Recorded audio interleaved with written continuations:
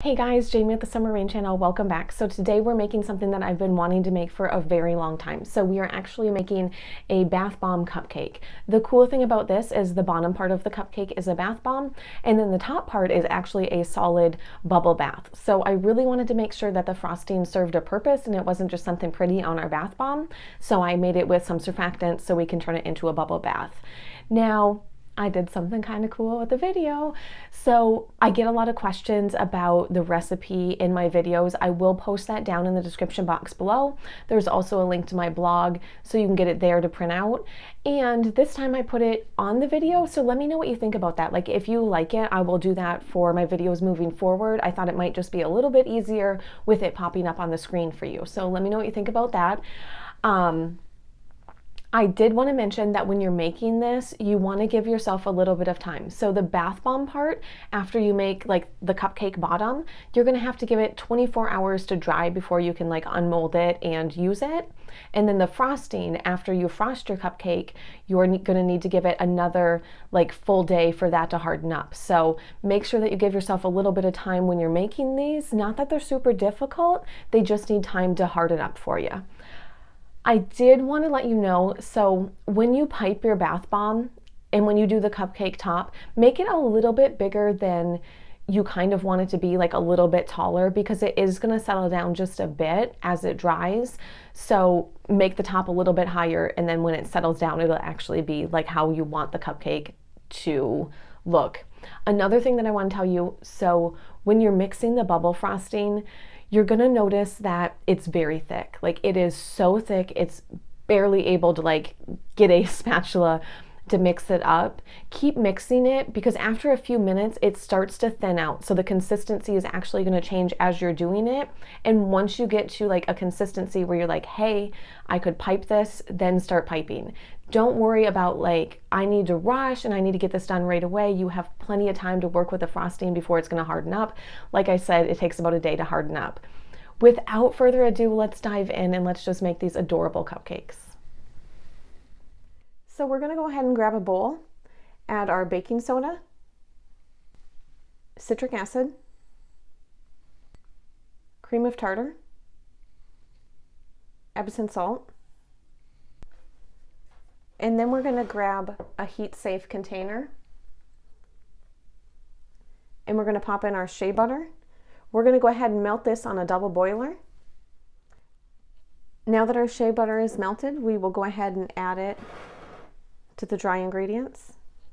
And we'll also add our polysorbate 80.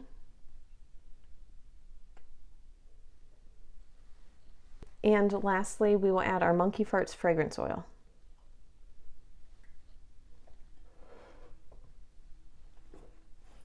So now what you're going to do is go ahead and mix everything up. I typically will start with the spatula, but you do end up having to use your hands. I just like to mix everything in just a little bit before I get in there with my hands.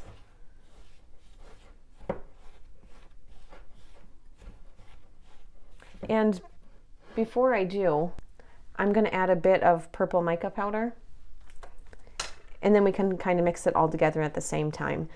So the thing about using mica powder in a bath bomb is it's not really going to color your bath water. If you want your bath water colored, you might want to lean more towards a lake dye. But if you're fine with just the bath bomb being colored and then your bath water not getting colored, then it's fine to use mica powder.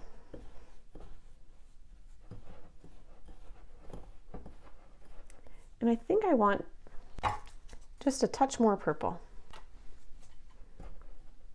So we'll just go ahead and mix all that in there.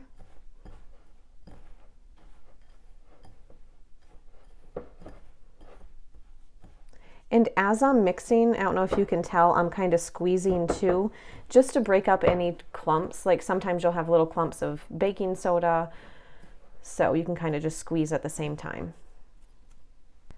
Since we're making cupcake bath bombs, you want to go ahead and grab a cupcake tin. And I just have these little silicone cupcake inserts, which is going to give you kind of like the ribbed effect on your bath bomb, and then also makes it easier to get it out of the pan. So now that our bath bomb mixture is ready, we're gonna go ahead and spray it just a little bit with some witch hazel. The reason why we use witch hazel is we don't wanna create a reaction, but we just need to change the consistency of this just a bit.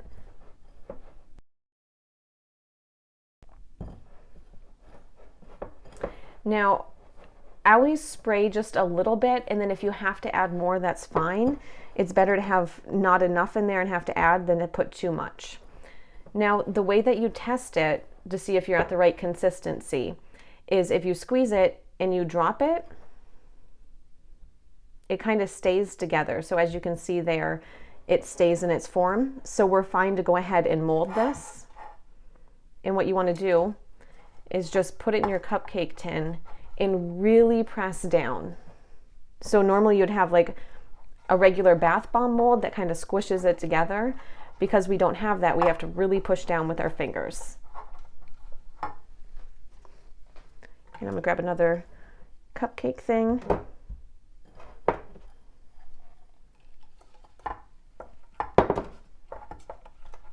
And I try to move quick because if I don't have to respray the mixture, for me that's ideal, but I am gonna have to respray it.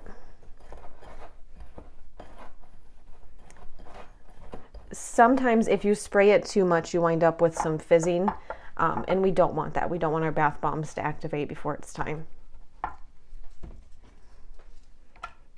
And I think I have enough for one more here.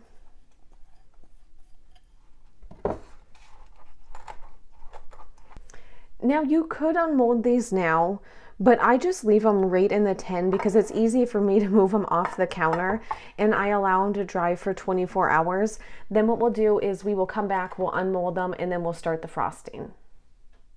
So next we want to go ahead and take out the bath bombs that we made.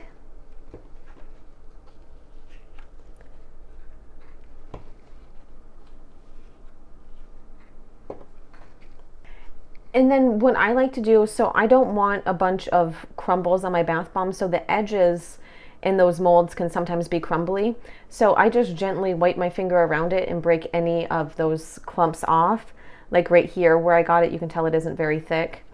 So I just break any of that off. And we need a nice smooth surface, so then that way our frosting is gonna stick to our bath bomb.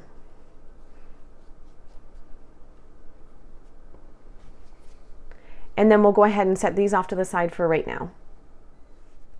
Go ahead and grab yourself a mixing bowl, and we're going to add our baking soda. Next we'll add the meringue.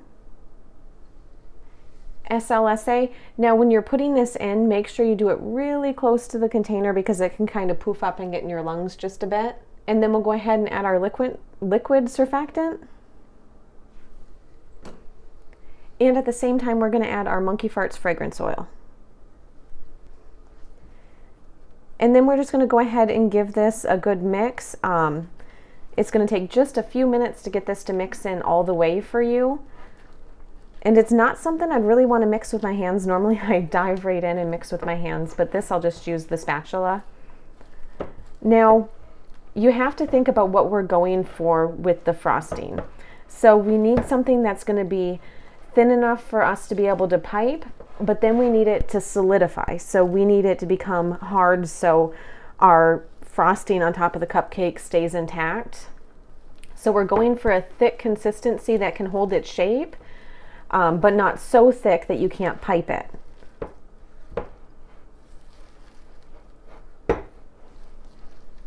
Now I found that it'll feel pretty thick when you're mixing it, but the more you mix it, for some reason it's going to start to feel just a little bit thinner.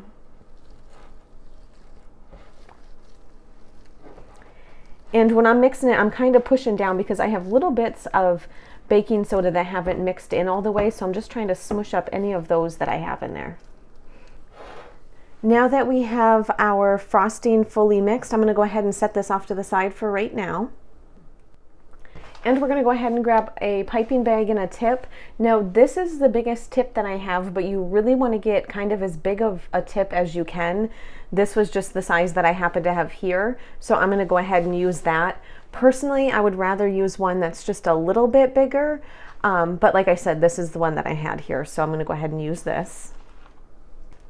And we're just going to go ahead and pop our frosting right into our piping bag.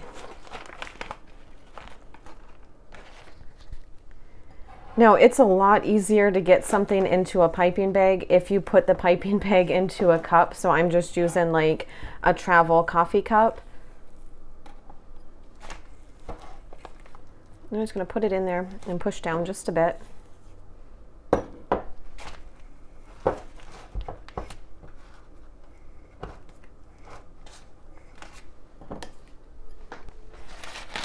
Now we're going to go ahead and pull our piping bag out.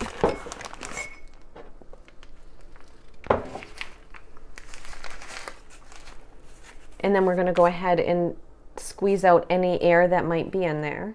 Now I'm going to go ahead and switch my camera angle because I feel like it's going to be really hard to see me pipe from this angle. So we're going to do the big blob right in the center. Really put a nice thick base right here. And then we just kind of build up from that to get a really nice frosting top. And I think I want just a little bit more. Just add a little bit of the edible glitter. You could also use like biodegradable glitter if you have that.